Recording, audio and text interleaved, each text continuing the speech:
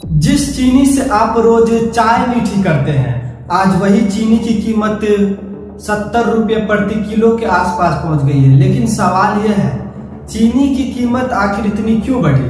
क्या इसके पीछे एथेनॉल है? क्या गन्ने से चीनी बनाने के बजाय पेट्रोल के लिए एथेनॉल बनाया जा रहा है?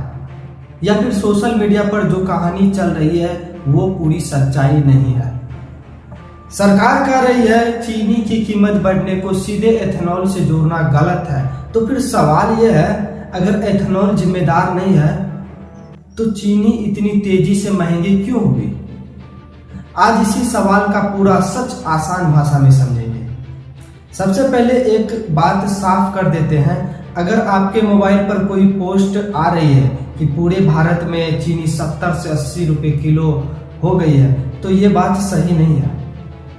पूरे देश में एक ही रेट नहीं है। सरकारी आंकड़ों के मुताबिक 20 जुलाई को देश में चीनी की औसत खुदरा कीमत 48 रुपया प्रति किलो थी, जो 20 अगस्त को बढ़कर 56 रुपया प्रति किलो हो गई है।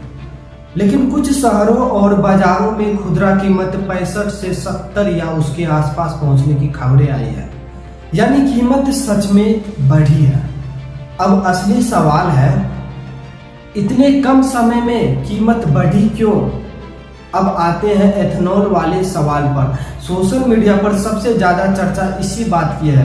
लोग कह रहे हैं कि सरकार पेट्रोल में एथेनॉल मिलाने पर जोर दे रही है। एथेनॉल बनाने में गन्ने से मिलने वाले उत्पादों का इस्तेमाल होता है, तो अगर गन्ने का इस्तेमाल एथेनॉल के लिए होगा तो चीनी बनाने के लिए उपलब्धता कम होगी, और अगर चीनी कम होगी तो कीमत बढ़ेगी।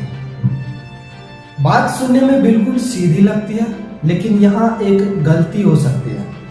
अब किसी चीज का संबंध होना और उसी चीज को कीमत बढ़ने की मुख्य वजह बता देना, ये दोनों एक बात नहीं है। और इसी जगह पर सरकार का जवाब आता है। केंद्र सरकार ने 21 अगस्त को साफ कहा है कि चीनी की मौजूद कीमत बढ़ने को एथेनॉल उत्पादन के लिए चीनी की कथित डाइवर्जन से जोड़ना गलत है। सरकार के मुताबिक जिस हिस्से की चीनी एथेनॉल के लिए इस्तेमाल हुई है, उसका हिस्सा 2022 से 23 में करीब 12% था, जो 2025 से 26 में घटकर करीब 9% रह गया। सरकार ने यह भी कहा है कि अब भारत में बनने वाले एथेनॉल का करीब 3/4 हिस्सा अनाज खासकर मक्का से आता है। यानी सरकार का तर्क है, अगर एथेनॉल के लिए चीनी की तरफ जाने वाला हिस्सा घटा है तो मौजूद महंगाई का मुख्य कारण एथेनॉल को कैसे मान लिया जाए? तो फिर चीनी महंगी क्यों हुई? सरकार के मुताबिक इस बार चीनी का उत्पादन उम्मीद से कम रहा। शुरुआत में उत्पादन का अनुमान करीब 343 लाख टन लगाया गया था, लेकिन अब अनुमान करीब 306 लाख टन का है, यानी अनुमान से लगभग 11% कम उत्पादन। सरकार ने इसके पीछे गन्ने की फसल पर बीमारी, ज्यादा बारिश और पानी जमा होने जैसी समस्याओं का भी जिक्र किया है। अब इसे बहुत आसान भाषा में समझिए, अगर बाजार में बनने वाली चीनी कम हो जाए और खरीदने वालों की जरूरतें बनी रहे तो कीमत बढ़ने का दबाव बनता है। यही यहाँ सबसे महत्वपूर्ण बात है। लेकिन सिर्फ उत्पादन ही कहानी नहीं है। अब दूसरा कारण देखिए, त्योहारों का मौसम। त्योहार आते हैं तो मिठाई की मांग बढ़ती है। मिठाई की दुकान हो, घर में पकवान हो या दूसरे खाने पीने की चीजें हो, चीनी की जरूरत बढ़ जाती है। मतलब एक तरफ उत्पादन उम्मीद से कम और दूसरी तरफ मांग बढ़ने की उम्मीद। ऐसे समय में कीमत पर दबाव आना स्वाभाविक है। एक और बड़ा कारण, दुनिया में भी चीनी महंगी है।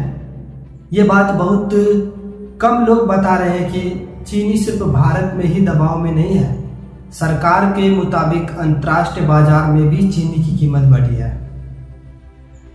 30 जून को अंतर्राष्ट्रीय कीमत करीब $474 प्रति टन थी। 20 अगस्त तक यह करीब $552 प्रति टन पहुंच गई है, यानी करीब 16% से ज्यादा की बढ़ोतरी। मतलब दुनिया में भी चीनी की सप्लाई को लेकर चिंता है। तो भारत की कहानी सिर्फ भारत के अंदर की नहीं है। देश के अंदर कम उत्पादन और बढ़ती मांग के साथ अंतर्राष्ट्रीय बाजार की स्थिति भी कीमत पर असर डाल रही है। अब सवाल, क्या देश में चीनी खत्म हो रही है?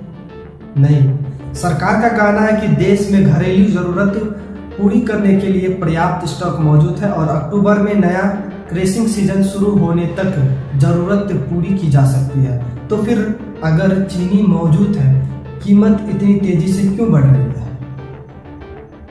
यहीं पर बाजार की निगरानी और जमाखोरी का सवाल महत्वपूर्ण हो जाता है।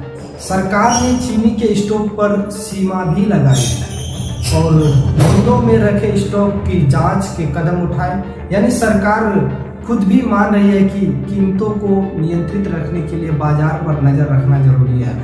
अब सबसे बड़ा सवाल, सरकार क्या कर रही है? सरकार ने कीमतों को नियंत्रित करने के लिए कई कदम उठाए।